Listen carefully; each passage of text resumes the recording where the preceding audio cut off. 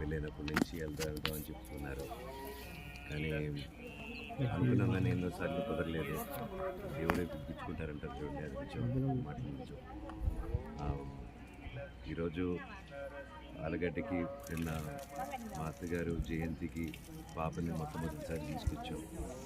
And అది కూడా అత్తగారి జయంతికి తీసుకొద్దాం అని మనం ఎంతో కాలంగా చూస్తున్నాం. షూటింగ్ జరుగుతూనే ఆవిడ పనుల మీద ఉన్నారు, పిల్లలు. సో ఫైనల్గా నేను బ్రేక్ తీసుకొని ప్రొడక్షన్ కూడా నాకు ఆఫ్ ఇవ్వడం, థ్యాంక్ యూ. అండ్ ఈరోజు ఇక్కడ రావడం చాలా మనశ్శాంతిగా ఉంది. ఎంతో మనసు భారంతో వచ్చాము.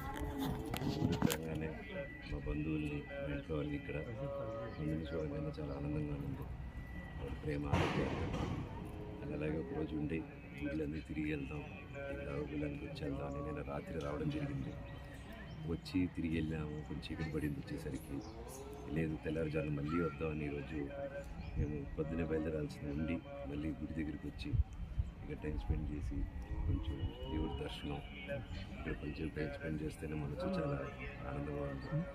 ప్రతి ఒక్కరూ ఎవరికి మనసు కష్టంగా ఉన్నా, ఇల్లు భారంగా ఉన్నా ఇక్కడికి రండి. చాలా విశేషమైన గుడి.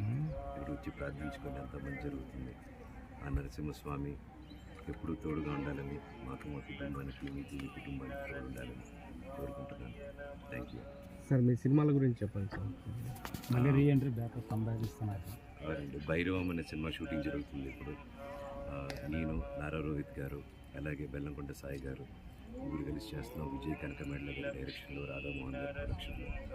అలాగే పీపుల్స్ మీడియా ఫ్యాక్టరీలో మిరాయ్ అనే సినిమా చేస్తున్నాను, కార్తీక్ ఘటకనేని గారి డైరెక్షన్తో. నేను, తేజ సజ్జా గారు. అండ్ నెక్స్ట్ నాది తిరుమల కిషోర్ గారి కాంబినేషన్లో కూడా ఒక సినిమా రాబోతుంది. ఆ టైప్లో అనౌన్స్మెంట్ కూడా త్వరలో చేయబోతుంది. అందరినీ ఆశీస్సులు, దేవుడి ఆశీస్సులు ఎల్లప్పుడూ మాకు. సార్ మిరాయిలో విలన్గా ట్రై చేశారా? సర్ప్రైజ్ చూడండి. Thank you.